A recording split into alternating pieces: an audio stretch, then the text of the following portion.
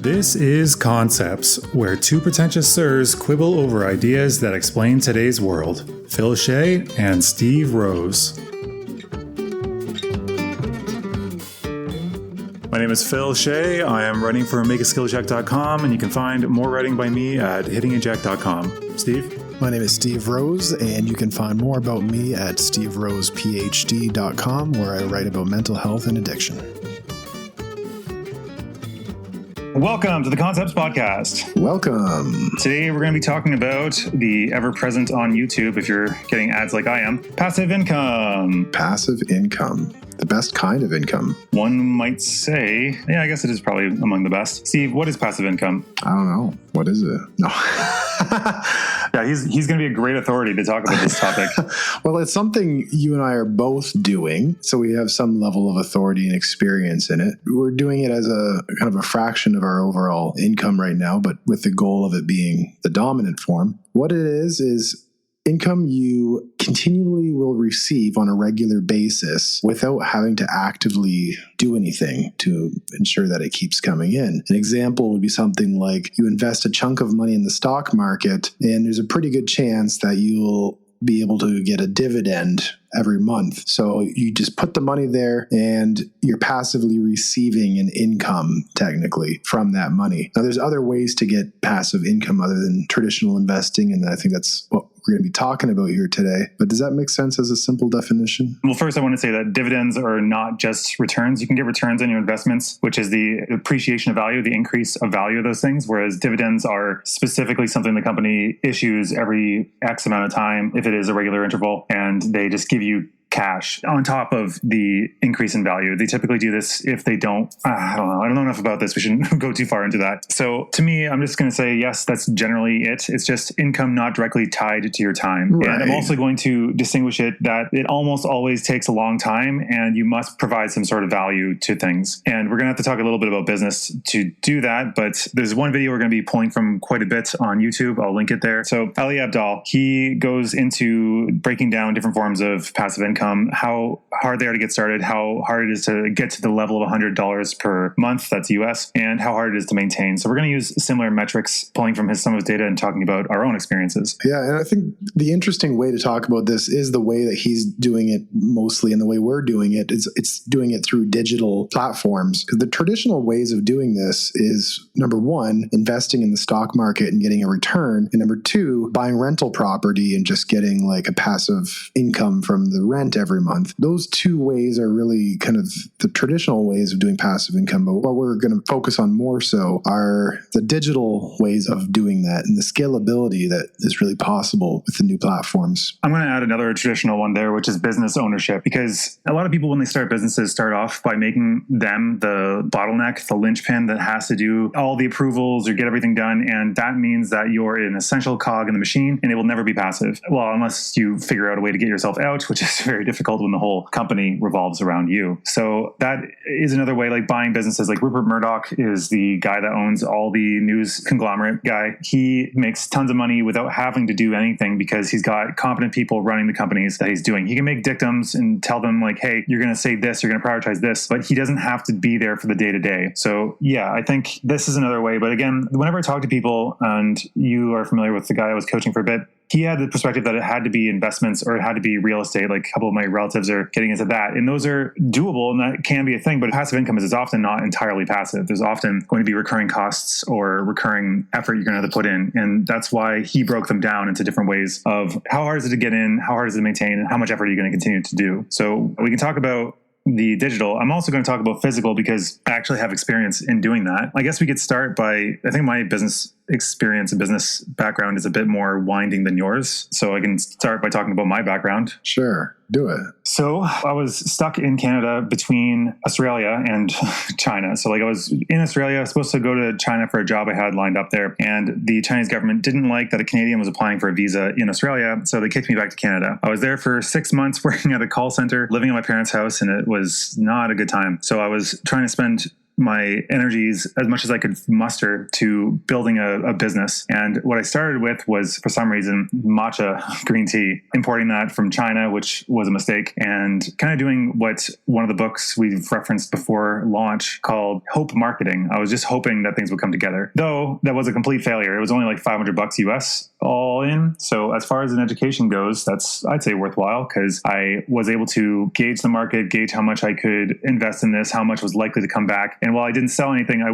had I sold my actual product, I would have actually made quite a bit of money. Problem was in the marketing and the sales part. So right. You actually got pretty far. Like, you actually had like a box of branded and well labeled matcha green teas that we were actually like going around and pitching to local businesses to keep in their coffee shops. Yeah, and that was a limit because we were in like southwestern Ontario, and there's not that. I mean, it's one of the more densely populated areas of Canada, but Canada's not super densely populated. So the problem was that like there's not that much demand to support like a matcha business exclusively in that area. I mean, if you were to sell to like cafes and stuff, which I was trying to do, but that's again the problem with sales is I was not very good at that. The things I did right were figuring out sourcing, competing on price, doing really good branding. That was the main strength, I think, that I learned from that. Yeah. And it wasn't even like all that passive either, because it was like a physical product that you were like pitching to physical businesses. Yeah, but don't mistake that. Physical products can be fairly passive if you get somebody that's handling all the, like a manager, basically, a logistics manager for the most part, because I was intending for that to be passive. My idea of passivity for that would be I would order stuff whenever I needed it after reaching a certain stock threshold, then have a fulfillment center hold on to them, which is a company that will hold on to your stuff. They'll charge you for the amount of space and the amount of whatever pick and pack is, I think, usually what the charge is called. And then they'll package it and ship it away so that nobody really knows like that it didn't come from you directly. So it's essentially outsourcing all of your logistics. So you put everything in one place, the orders come in online or from whatever businesses you have with recurring subscriptions with your service. Every so often they'll order, and then having that just take off. I was hoping for that to be the ideal, but the thing is I wasn't really competing very much. I wasn't adding very much value. And in fact, I was probably selling an inferior product because, just a heads up, matcha green tea, you're consuming the plant, which means that if there's any lead in the air, the plant absorbs that, meaning that you're probably ingesting some heavy metals you don't want. That's why you have to be careful with that. Green tea, just the leaves, and drinking the steeped water, that doesn't have that issue because you're not consuming the leaves. Right.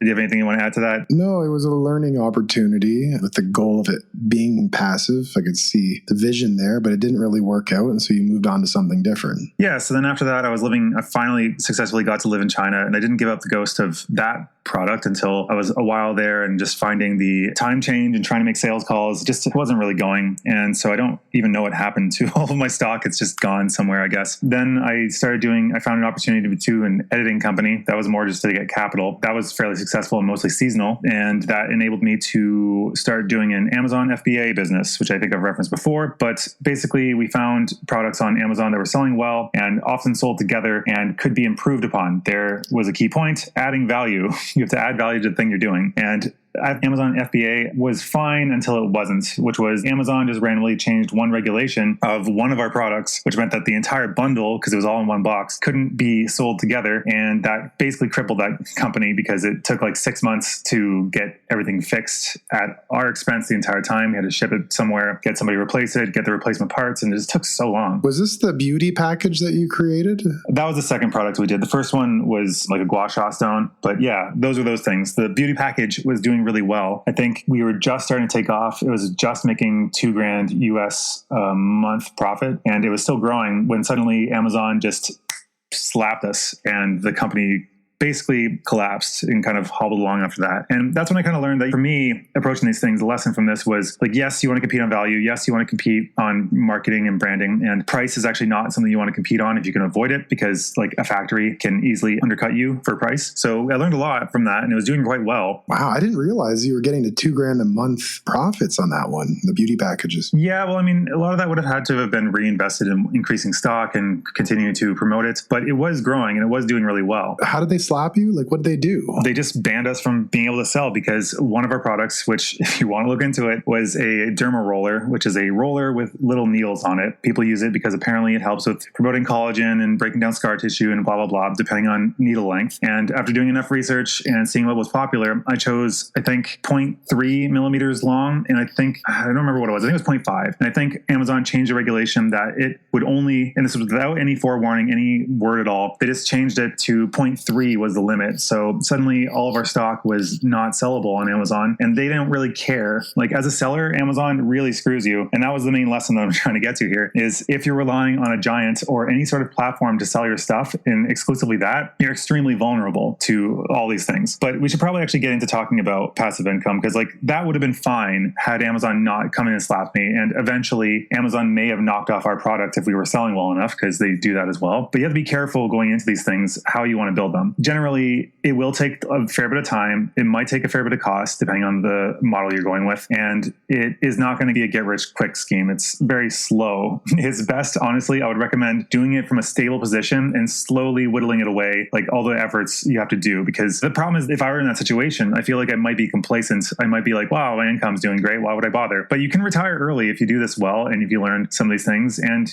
ultimately, you can have whatever kind of life you want if you can figure out business well enough. Yeah. And so that brings us to today, where we currently are. We both have passive income parts of our business. Yours is actually a more significant chunk of your business. Most of my income is through services like counseling, but would you want to maybe talk about your current project? How about you do it first? Because I've already spoken quite a bit. Yeah, so both of our websites, mine being steverosephd.com, is something we've been working on for quite a few years. Again, slowly. This is not something that's going to happen overnight. Yours is much, much older, though, because we didn't really figure this out until we found this group on YouTube called Income School. Income School. This is where everything changed. Like for you, you were kind of like tinkering around with these physical products and like it not really working out, getting pretty significant results, but never really launching and taking off. Yeah, fate kept coming around and slapping me in the face. Like the editing business too was COVID slapped that in the face. But sorry, continue. Yeah, and for me, like I've been going all these years writing articles online since probably 2009. I've had some kind of a website where I was writing articles, and I never really knew how to write the articles in a way that would rank well on Google. Every now and then something would randomly rank and just be like hope marketing, as you said before. What do you mean by rank and why is it important? Well, that's how people find your stuff. So when you write an article on your website, like how do you get people on that article? You can't just share it on social media every day and tell people to go read your stuff, because that gets old really fast. Yeah, people don't like it. Search engines are really where it's at. And the two biggest search engines is Google and YouTube. And unless you're making videos, you're not going to be on YouTube. So writing article content, there's this particular way to do it that allows you to rank better in Google. And Income School was an approach that we both stumbled upon that really allowed this to happen in a pretty replicable, reliable way that just works. And since then, my website traffic went up to around 30,000 a month in terms of sessions. And before, it had only ever been at like a couple thousand a month. Wait, sessions or page views? Sessions. Aren't they the same thing? This is just going to be a quick crash course. Page views is the number of pages that have been opened up at all by anybody. Users is the number of people that have come around. And then sessions are the number of times a user has come there. So one user can come there 3 times. That'd be 3 sessions. Right. Yeah. So I would say, yeah, page views would be the appropriate metric. And so I grew my website up to from like 2,000 a month just on accident before to around 30,000. And now I have a captive audience that I can pitch things to, like services for counseling or other products. And for yourself, you really grew your traffic massively in the last year. Like, what did you do in the last year? Yeah, so you were talking about the formula for their posts. I don't even know if that's particularly important. I think the number one thing that I learned, because I had a friend who tried to make his own website. His was on how to text women for some reason. I don't know why he chose that, but he was basically gaming the system. He would try to write things that would repeat the keyword he wanted to compete for multiple times throughout the article. And the design of the website was like black background with purple and fluorescent green. It was just hard on the eyes and it was difficult to read. It was not enjoyable and it just kind of padded stuff. But he was ranking quite well for a long time because of the system. But long term, generally, the main thing that Income School taught for me was their search analysis, figuring out what things are not going to be easy to rank for, what things are going to be easy to rank for. And the reason I was trying to get Steve to say it's so important is because if you rank number 1, which means you're in the first slot in the search results, when somebody searches things related to that topic, people don't go to the second page like at all. If you're not on the first 2 or 3 spots, I think that's like, 80 or 90% of the people that are going to come there, you're only going to get the views if you're in the top view slots. If you're lower on the first page, you're going to get even less. And if you're on the second page, you might as well not exist. So that's why it's so important. And the number one thing is always you want to have very, very thorough things that are answering the questions that are actually being asked and not just opinion pieces. You can't just start spouting off about something that nobody actually is looking up. Yeah. Like before, I'd write like really creatively articles like The Motivation Manifesto by Steve Rose. Like, you know, like with some kind of thing that nobody's going to be searching in Google. Like, what is Steve Rose's opinion on and motivation? That approach works on something like YouTube, where you need to have something that's eye-catching and an enticing title. But on something like a blog, nobody's searching Steve's Motivation Manifesto. Like nobody's typing that into Google, so they're not going to come across it. Nobody's really searching like, what is a motivation manifesto? It's not going to come up. So that was the issue. We're really kind of going off course on this topic here. This is an important piece of it because this is the widest part of the funnel. This is how you actually get a captive audience. If you don't know how to do this, you can't do any of the rest of it. So how do you start? You get eyeballs on you. How do you get eyeballs on you? You write useful content answering the questions people are actually asking into Google. More broadly, you provide value. That's the main number one thing that is going on here. Like if you look on YouTube, you find people that are promoting passive income. They're usually talking, especially the scammier ones, they're talking about like doing basically nothing, slapping your name on something and just drop shipping it. But anytime a business has a low cost of entry, meaning you can just start without having to invest very much time or money, and it's got no barriers of entry beyond that, like there's no membership fees or certificates you would need, then it's going to be flooded with people that are competing because there's probably on very bad metrics. It's just going to be a lot of people looking into something. My sister was looking into, I think it was journals, and you can make them really, really easily. You just change the cover and then start selling it. And it's like, why would anybody choose yours? Unless you're already number one, if you're competing on anything else, it's just going to be hard to cut above the noise. So the takeaway we're kind of getting at here is how to get attention, how to get eyeballs. That's the number one thing. You need an audience. And that actually was the first phase of my business. And now I'm in the second phase where I think I've got enough eyeballs for the moment. More would be nice, sure, but I'm trying to figure out how to convert that into actual money, which is another, I had to completely transition. I realized my thinking about this because the business had expanded to a point where further expansion wasn't necessary for things to do well. Maybe let's talk about specifics, because what I've been writing about has been mental health and addiction. So I answer specific questions people might be asking on Google, like how to stop an addiction, how to find motivation. You know, an article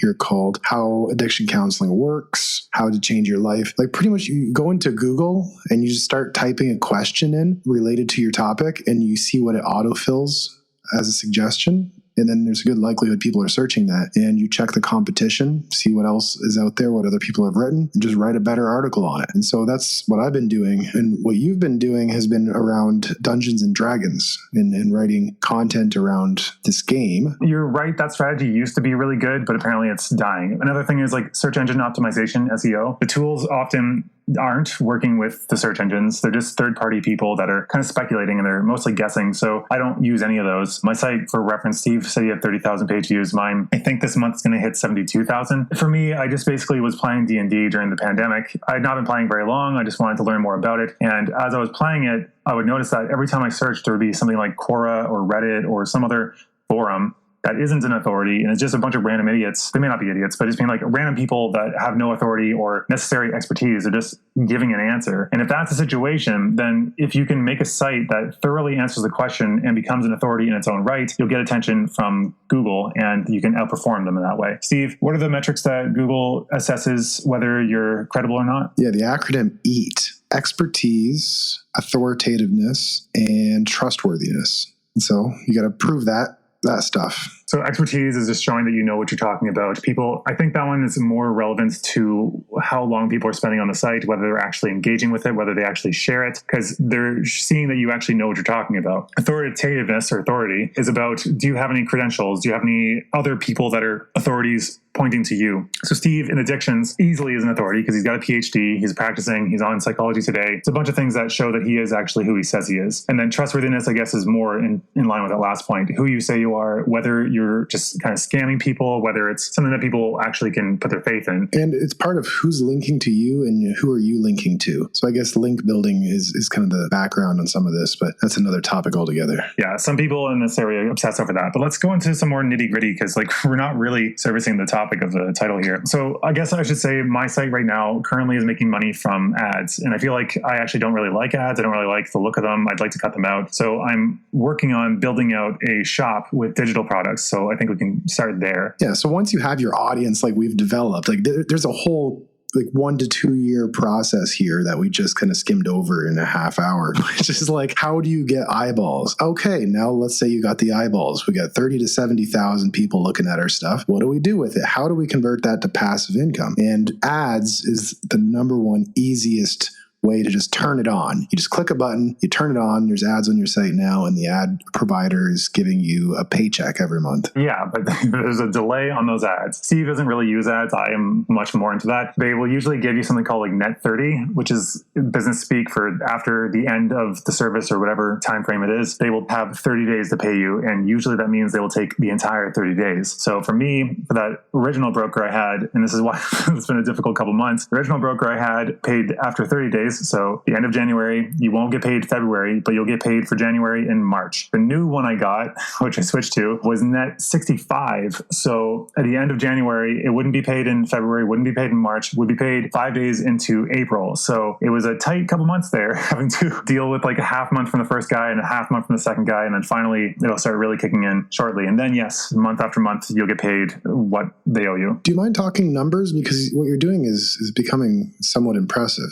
I don't think it is really very impressive yet, honestly. For the traffic I've got, it's not great. They say for gaming stuff, it's really easy to get a lot of traffic, but it's difficult to earn money from it because advertisers want to know that there's an intent to buy so that they're going to come there to actually buy something. And my stuff focuses on like core game stuff. So like how this mechanic in the game works, like how does fall damage work, or how can we do this level of combat better, stuff like that. And we go very, very in depth for that. But that doesn't have people intend to buy stuff. They already own the game. This is mostly free resources, so they can be very tight-fisted about buying stuff. The price point for most products in this market is typically about $5 US. So it's decent if you can sell a lot of them, but one a day is not going to get you too far. So I guess for actual numbers, it's about 1,200 US at the moment. Monthly. Yeah, monthly. If I do nothing at all, I earn about $40 US a day, which is barely enough to live, but it's something. If I go to, like, as I intend, I'm moving to Brazil at the end of July or beginning of August, and going to live there for a few months because there, that money will go a lot further. And this is why I talked about arbitrage before, like monetary arbitrage. You can go different places if you can work remotely and you can focus on building the business or whatever it is you're doing. But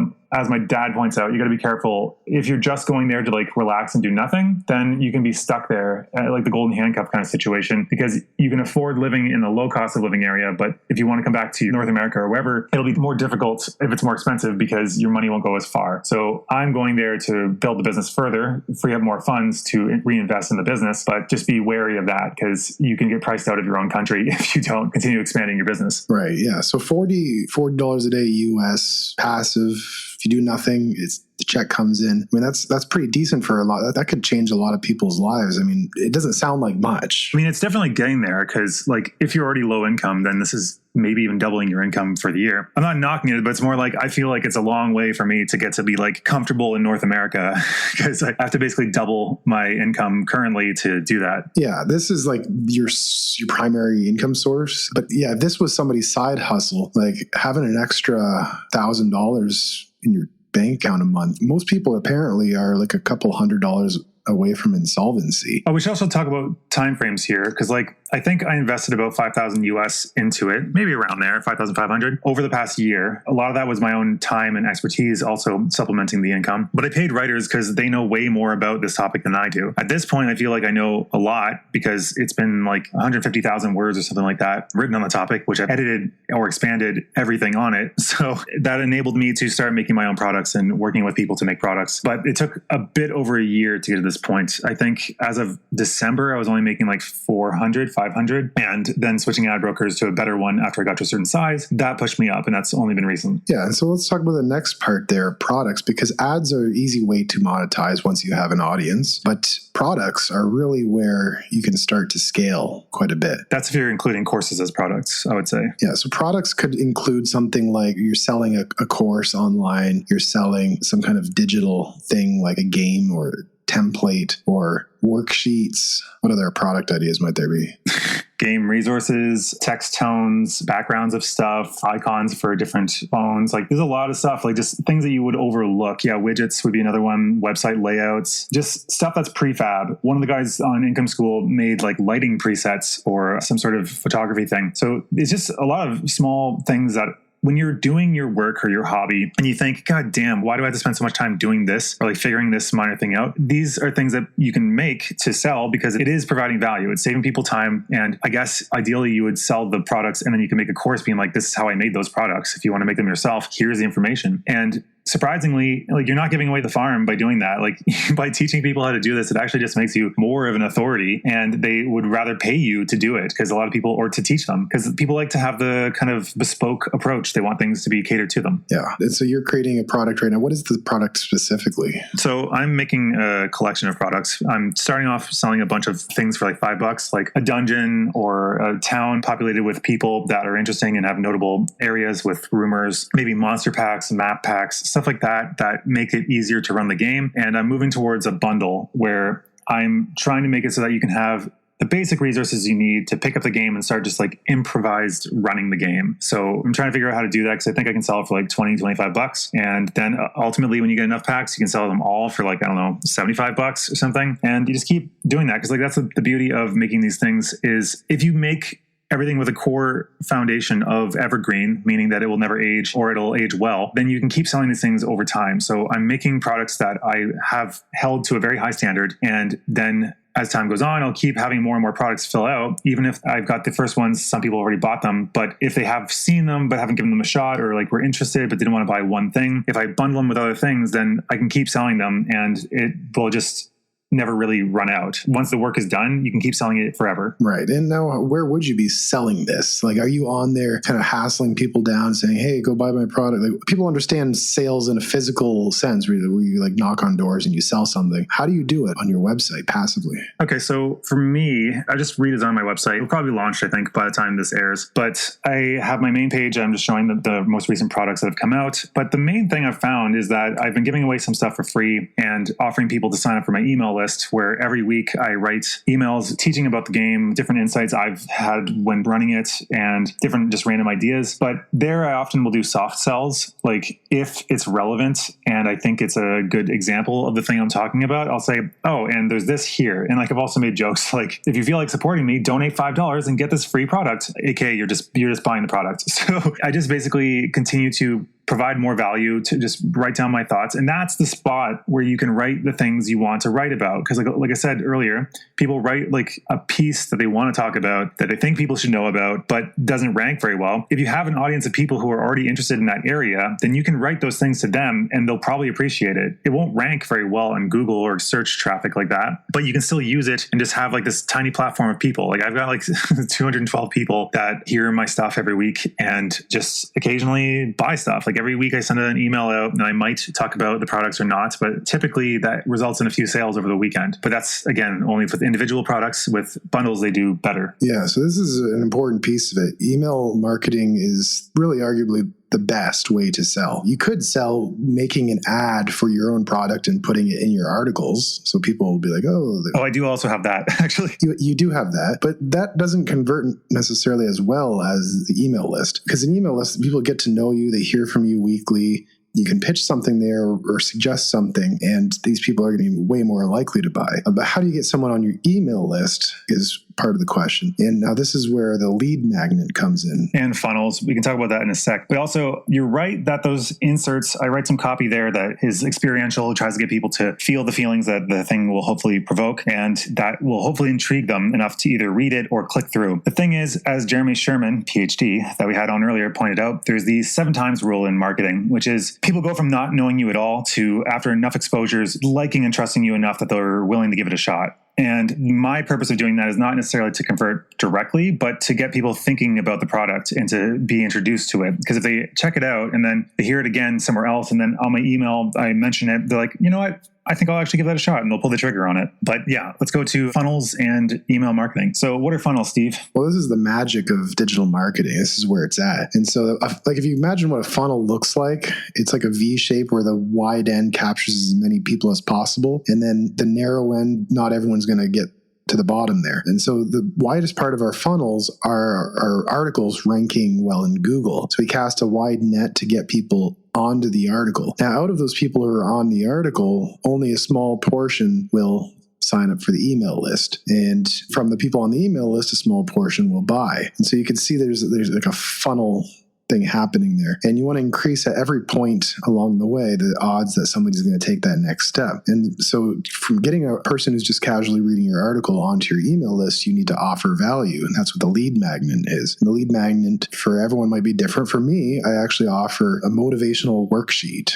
It's a simple worksheet that asks you 4 questions designed to increase your motivation to make a change. And I pitch that in ads in my article. So I put ads for the lead magnet. I don't put ads for a product. And so people are more likely to get on the list for a free giveaway. And then once they're on that list, you have to offer value regularly, weekly. And then from there, when you have a product, I don't have a product right now, but I'm creating one. Tell us about that, the product you're working on. Well, hold on though. Wait, before you say that, just think about it. Like, what kind of thing could this guy sell? He's a counselor dealing with addiction specifically. Oh yeah, ask yourself. What kind of thing could he even sell? What kind of product is he going to do? Like a thought journal or something? Like, how is he even going to add value to that? It's not easy. He's going to have like a nice cover, but then what? Yeah, I'm not going to be selling branded journals.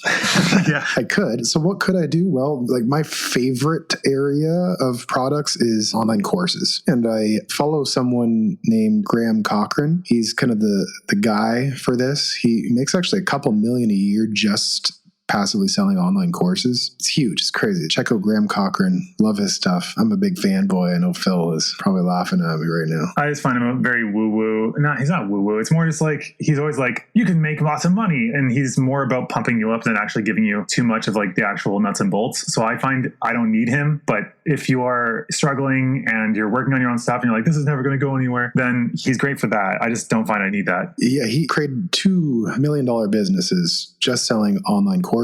And what could I do? Well, I could create something similar to that, where it's a course, but not a course like academic courses, although I have a history of teaching courses in university. Yeah, professor. This would be very different than that, because when you're making those courses, it's just for students that don't really care about the content and just want to get a good grade in the class to get a degree. Wait, before we move off of that, it's just, I have a friend who's currently a mature student and he's doing his second bachelor's, and he's just finding that he's the only person that cares about the topic. Everyone else is just kind of like, they don't want to hear it. But yeah, you're right. Sorry. Yeah. So when I'm talking about online courses, I'm not like, I'm creating a philosophy course and then like nobody's going to care. You have to make something that's going to add value and create transformation. That's where the money is made in online courses, is you are selling transformation. You're bringing someone from where they currently are to where they want to be, whether it's learning a skill, like let's say knitting. If they want to learn how to knit, you're going to have to make a promise and say, by the end of this course, you will be able to do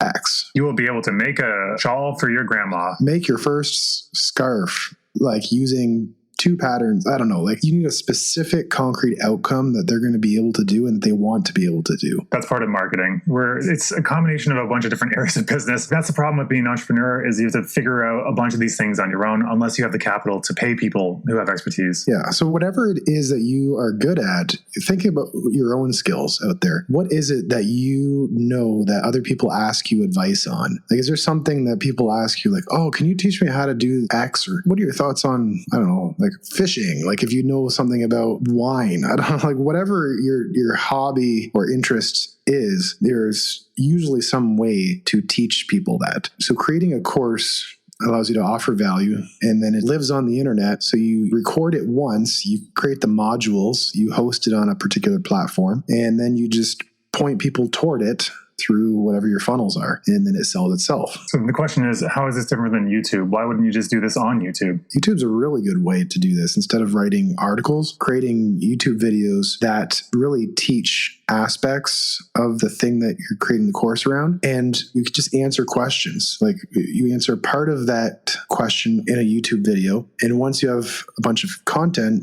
you assemble it into an online course that walks people through the whole process, start to finish, hand holding them with worksheets and practical exercises the whole way. And so instead of watching all of your random videos and trying to figure it out, they can just go to the one-stop shop and buy the course. And so that's really how you do it. Yeah, I personally think you should probably add more value on there as much as you possibly can, because I find it's a little bit lazy and people will do that. They'll take their videos from YouTube and then just put them in order, which that's not great business, because you want to build a reputation of making quality stuff that people want to go to you for. And this is, I think, Kevin Kelly, I think was the one who said it. It was the 1,000 True Fans talking about how you want to figure out like how many people you actually need. And he speculates about 1,000, but people that are so into the things you do, regardless of what it is you're doing, if your name's on it, they're buying it. And you want to have high enough quality constantly there. Quality is king, in my opinion, and you should always be giving as much value as you can afford to give. And then price it up accordingly, of course, but you also want to make people buy something and be like, wow, they're only charging this for it? Or maybe, I mean, it depends on what brand you want to go with, but that's kind of my take, like just over deliver and under promise. Yeah, and so you wouldn't be assembling all of your videos together and then saying it's the course, or for me, taking all of my articles and then putting it together and saying this is the course. You'd have to do something different, package it in a different way, create new videos, or I would create videos instead of written content, and then also create worksheets that fit and then put it all in the sequence that just works. And then there's a potential for having a consulting element of that where there's access where I can actually meet with people along some of this process. And so whatever the package is, it has to really add value. And you always have to think about when you're doing those things, again, it's about passivity. Ultimately, you only have so many hours in the day. If you are offering a consultation element to it, that's great. And you should do that at the beginning, because when you're a small business, you can do boutique things that require a lot more time and investment by you. But as you expand, you're going to have to stop doing that. That's a thing that's kind of like the cheat for small businesses, is you can do a lot more catered approach and make it so that people are like, wow, holy crap. And then as you expand, you're going to have to raise your price because you just have so many hours. So if people want to be consulted by you, maybe it's going to be $100 an hour. And then if that keeps getting too popular, then maybe it's going to be $200, $250, $1,000. And just to the point that you're not constantly running ragged, you're just kind of scaling with your value to a degree because you're in such demand that obviously your price is going to go up. Yeah. Consulting is the best way to start. It's the best way to learn the market.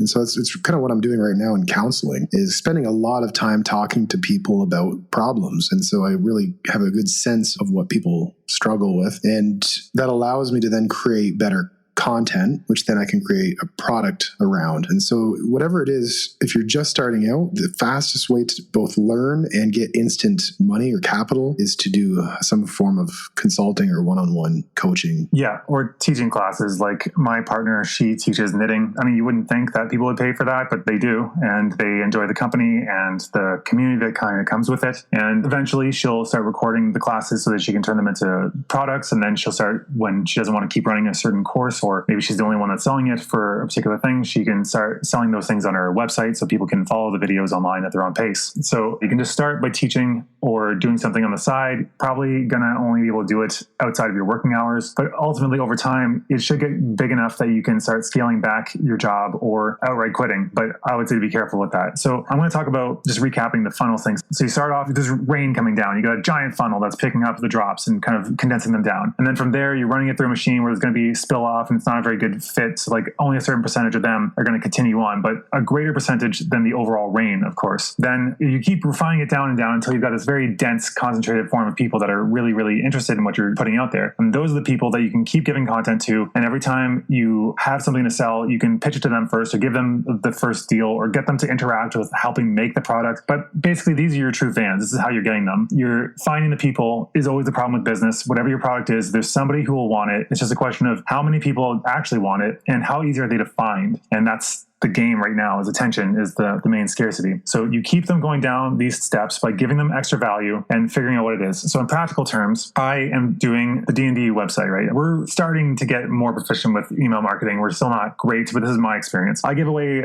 two things on my site, one targeted at players and one targeted at people who run the game, Dungeon Masters. So I give away a free adventure for Dungeon Masters and a kind of handout that'll help remember all the shorthands and all the things you need to remember for playing the game for players. And depending on which one they sign up for, they'll get get a different offer because I think they don't want the same thing. And depending on how people go through the email list, if they stay on it, they'll click on certain things and you can tag them, which will put them in smaller buckets. You just keep putting people in smaller and smaller buckets. You know, like, okay, this person really does like this specific vein of things. They like resources that can be theirs, or like they like stories that they can use in their game, or they want a bunch of magic items. I don't know, whatever it is. And finally, when you have them down to that level, you can see once you get to a certain size, you can say, oh shit, there's a lot of people that really want this thing. And then you can make that thing and pitch to them first. And again, with digital products, they will give a good surge of sales at the beginning, but it's hopefully evergreen and you can keep selling it indefinitely. So you can see how this takes a lot of time, and you have to refine your approach and figure out things like a scientist. You have to keep saying, okay, well, that didn't work. Let's try this. And failure is not failure. Failure is only if you give up and you stop. But so long as you keep trying and things are moving in the same direction, you're refining your approach, you will eventually get there. Yeah. I think you sent me a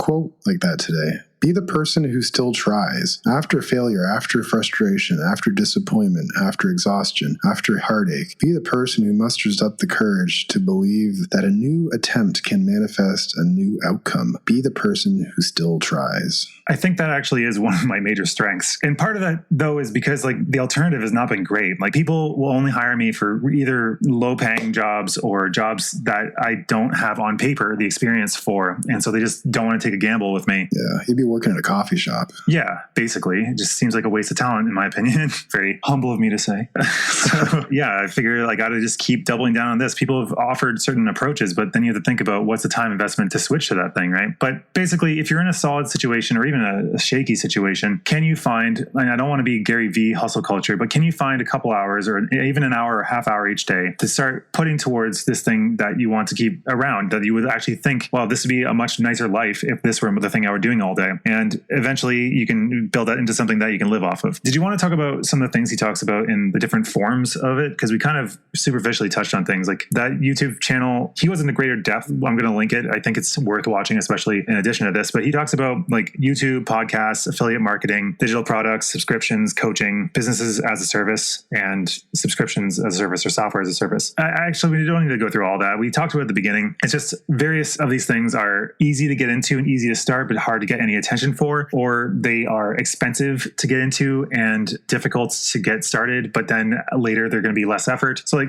talking about podcasts, not that we're making any money from this yet, but they're easy to start, but they're hard to grow because there's no real algorithm that's helping people find them, which is why I keep being like, hey, tell your friends, because otherwise we're just not going to grow. YouTube has an algorithm that keeps funneling people towards you, for better or for worse, because their algorithm gets you to be more extreme, but at least you're getting some eyeballs towards you. And this guy on that YouTube channel said for him, it's more of a long tail effect, which is what I'm also talking about with the digital products. Once they're out there, they might get initial sales off the jump, but then over time, the sales will drop off, but they don't hit zero. They continue to keep bringing something in. And if you're still putting out good content on YouTube, for example, then they will attract new watchers with that. And maybe some people will find your old videos through the search option. But then if they like it, then they'll continue to go through your entire catalog and be like, oh, look at all this stuff, which gets you even more money. And that's how these things work. But again, that can take like 2 years of releasing a video a week. And that takes a lot of effort. Like even just doing this, honestly, you might be surprised about how much time a podcast takes to put out. It's like, I think 3 or 4 hours per hour of recording. And then there's the final touches, and then there's the show notes and editing for content and other things. It's surprising the amount of effort it takes. And I hear the same thing for apps. Apps are incredibly costly and difficult to put out. Anything tech, if you haven't done them, just simple web design is difficult enough because you can make mistakes that make it look good on only one platform, but then different size screens, different size devices will make things look very bad and broken. And it's very easy to do that if you don't know what you're doing, but you can teach yourself. There are videos online, but again, yes, they will sell you courses because they'll be like, here's how to design a homepage in Divi, which is a thing for websites. And then they'll be like, but if you want to know more about this, how to be proficient in making basically anything you want, here's a course that walks you through every single step and tells you everything you need to know about all of this stuff. And so you can kind of hobble it together like I have. Right. We both have. Yeah. Spending the time hobbling it together and taking the free content, but it will save you time to spend more money if you can afford to. So it's the same with coaches anywhere, right? Like you can spend money and it'll find the ways to make it so you avoid all the bad habits. Yeah. And notice we didn't ever mention Facebook Facebook or Instagram in all of this? Because everyone thinks of like selling online. It's like, oh, I got to grow my Instagram following and put Facebook ads. No. Which you can. You can, but that's not necessarily the best way. Those are supplementary. Those are things that are like helping you advance faster. What we're talking about is content marketing on the platforms that actually get you the eyeballs. The two biggest search engines, one, YouTube, probably the fastest way to get eyeballs, and number two, Google. So writing on a website, on your own website. Okay, Google for both, really. And then the third best one would be podcasts. No, I'd say Instagram. Nowhere near the other ones. I would say the reason we've picked certain things is because Facebook is unpredictable, and all these giants, they can screw you easily. Like, there's a lot of affiliate marketers that make a lot of money. And the thing is, a lot of them sell stuff through Amazon, whatever it is. But Amazon can randomly and without any recourse just destroy your company because they can change the percentage that you get from conversion. So like, it could be like you sell a snowblower for 10% of the cost of that, which would be pretty substantial if you sell a few of those a month. But then they can change that to like, oh, only 2.5% or 0.5% or whatever. And there's nothing you can do. So optimally, always, you want to have your own audience, which is why email lists, you'll notice everyone wants your email because they're actually valuable if you're actually an engaged participant. If it's something you want, then you're very valuable because they can speak directly to you. Marketers in the past used to spend so much money just sending out letters to people at random, pretty much, and seeing who would respond. And now it's like you can actually have people you can speak to ultimately for free, as long as you can just get them to sign up. So my bottom line is, I guess you want to have ownership over the people that are fans of yours. Facebook store pages are really bad for that because generally the store pages lead people off of Facebook.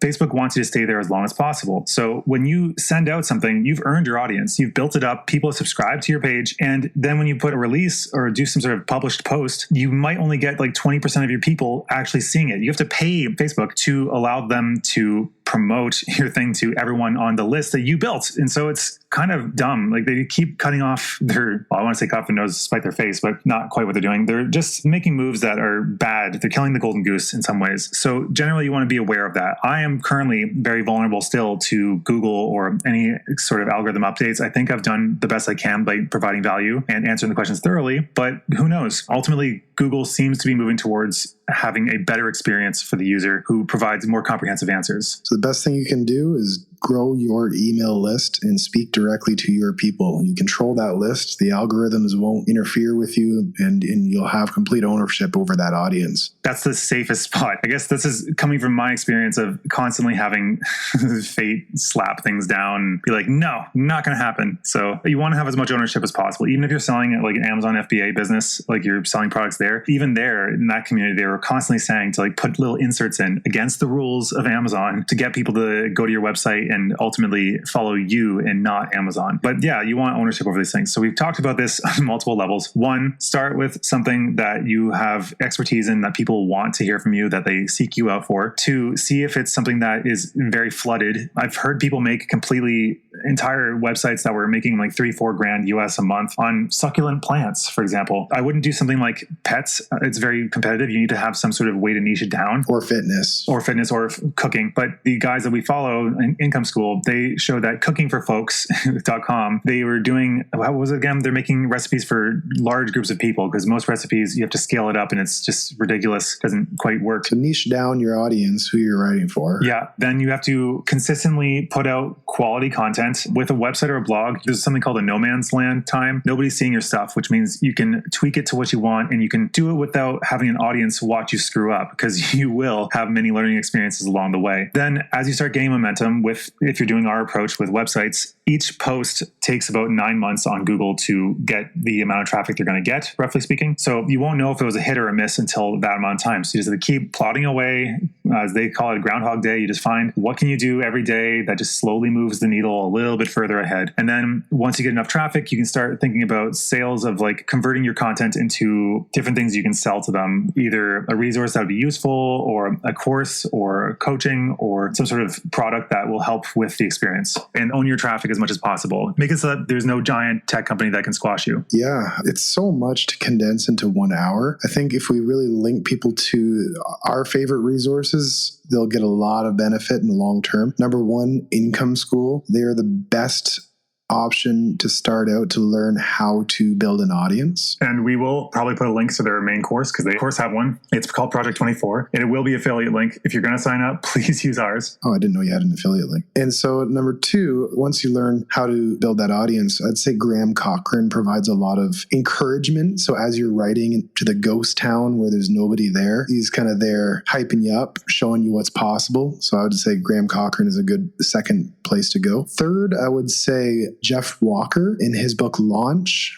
He talks about the product launch formula. So that's once you're actually getting an audience, and he kind of talks about how to convert that into sales through, I guess, both an email list and launches. So I think he would be the third person I'd point to. Anyone else? I mean, there's certain people, it depends on who you are, because I think some of these things are really helpful, like The War of Art by Stephen Pressfield. Seth Godin would be helpful. I think cash advertising, as lame as the name is and as cheap and salesy as the title or the cover of the book looks, amazing book on copywriting and writing, marketing and stuff. It's just spot on and gives you a lot of research into like how to write a headline and what headlines sell better and why you shouldn't do certain approaches. But that's neither here nor there. Yeah, I'd start with income school, and then kind of these other things are like what you would do after you get your content. But that's if you're doing content marketing. We're not experts in the other areas, obviously. We're barely even experts. Are we even experts in this area? We're experienced. We're, I guess, novice content marketers. Novice? Yeah, I guess, yeah. Intermediate, maybe? Intermediate? Novice. I don't know. I mean, like, probably we'll break 100,000 by the end of the year, so maybe. I mean, not too many people can say that. Yeah. Anyway, this kind of was a meandering talk. I don't know if we actually talked about passive income super. I guess we talked about our experience with... How you get passive income. Yeah, but not too much about the actual thing, I guess. Good enough. We just get more just us shooting the shit. Ship it out. Yeah, that's Steve's velocity. Mine's like, keep refining it, keep refining. Okay, now it's finally probably good enough. But yeah, all right. Thanks for tuning in. Share us with other people, and thanks for tuning in. Take care. How is your little clip show doing? Your little show? Yeah, how's that little project?